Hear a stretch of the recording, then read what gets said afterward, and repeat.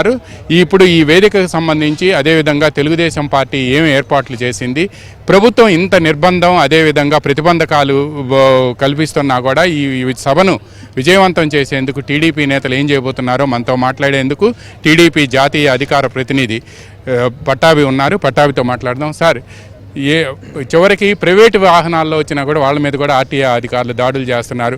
విజయనగరంలో ట్రైన్స్ వస్తే ఆ విజయనగరంలో ట్రైన్స్ దగ్గర నుంచి ఆటోల్లో రాయలసీమ నుంచి వచ్చిన వాళ్ళని తీసుకొస్తే ఆటోలను కూడా సీజ్ చేస్తున్నారు. ఇంత ప్రతిబంధకాలు ఎదురవుతున్నాయని మీ పార్టీ నేతలే చెప్తున్నారు. ఎలా జరగబోతుంది, ఎన్ని గంటలకు సభ బిగిన్ అవుతుంది, ఈ వేదిక కూడా ఇటీవల కాలంలో ఎప్పుడూ లేని విధంగా వేదిక పెట్టారు, ఏంటి విశేషాలు? రామారావు, జనవరి 27 కుప్పంలో యువగళం పాదయాత్ర ప్రారంభమైన దగ్గర నుంచి కూడా ఈ ప్రభుత్వం ఇదే విధంగా అనేక రకాలైనటువంటి ఆటంకాలు సృష్టించింది.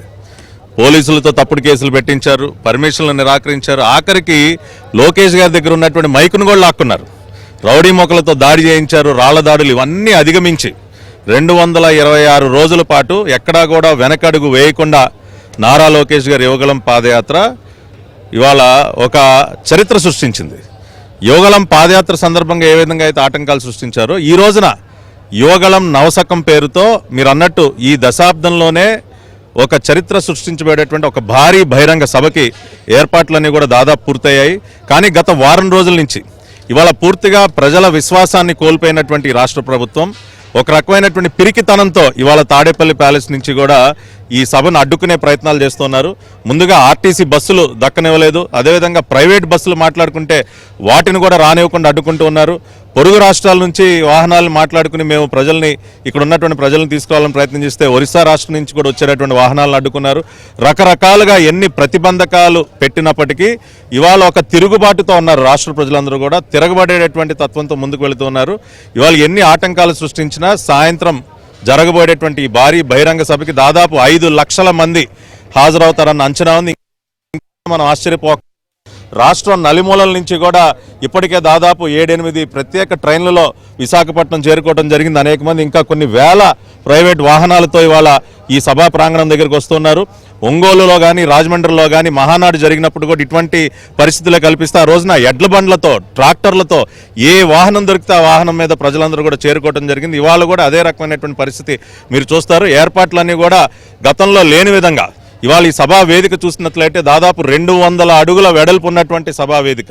నాకు తెలిసి గతంలో ఏ రాజకీయ సభకు కూడా ఇంత భారీ ఏర్పాట్లు జరగలేదు. ఒక అత్యద్భుతమైనటువంటి ఒక సభా వేదిక, అదేవిధంగా వచ్చేవారికి ఎటువంటి అసౌకర్యం కలగకుండా అన్ని ఏర్పాట్లు చేయడం జరిగింది. వారికి మంచినీరు కానివ్వండి, లేదంటే హెరిటేజ్ సంస్థ వారి దగ్గర నుంచి వారికి బటర్ మిల్క్ కానివ్వండి, ఇటువంటి అన్ని సౌకర్యాలు కూడా వాళ్ళకి కల్పించడం జరిగింది. మా వాలంటీర్స్ అందరూ కూడా డే అండ్ నైట్ పనిచేస్తూ ఉన్నారు. దాదాపు 10 రోజులుగా మా రాష్ట్ర పార్టీ అధ్యక్షులు అచ్చెన్నాయుడు గారు స్వయంగా ఇక్కడుండి ఏర్పాట్లన్నీ కూడా పర్యవేక్షించడం జరిగింది. కాబట్టి పూర్తిగా దాదాపుగా అన్ని ఏర్పాట్లు పూర్తయ్యాయి.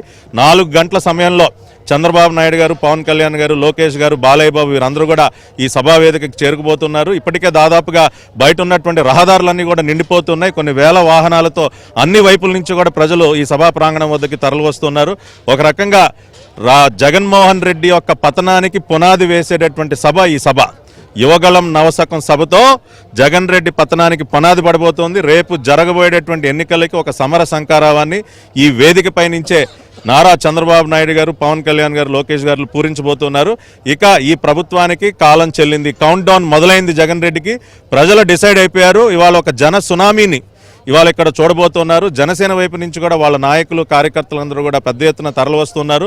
యువగళం పాదయాత్ర సందర్భంగా మనం చూసాం. ప్రతి నియోజకవర్గంలో మరి జనసేన పార్టీ కూడా మొత్తం కూడా అన్ని రకాలుగా మరి ఆ కార్యక్రమంలో పాల్గొంటాం. ఇవాళ కూడా పవన్ కళ్యాణ్ గారు, నాదెళ్ల మనోహర్ గారు, జనసేన పార్టీకి చెందినటువంటి నాయకులు, కార్యకర్తలు కూడా పెద్ద ఎత్తున ఇక్కడికి తరలి వస్తున్నారు. టీడీపీ జనసేన సంకీర్ణ ప్రభుత్వం రేపు ఎప్పుడు ఎన్నికలు జరిగినా కూడా ఏర్పడటం ఖాయం. మళ్ళీ ఒక ప్రజాప్రభుత్వం ఏర్పడుతుంది. ప్రజల్ని పట్టి పీడిస్తున్నటువంటి ఈ సైకో ప్రభుత్వం పతనం కూడా ఈ సభ నుంచే ప్రారంభమవుతుంది. రామారావు.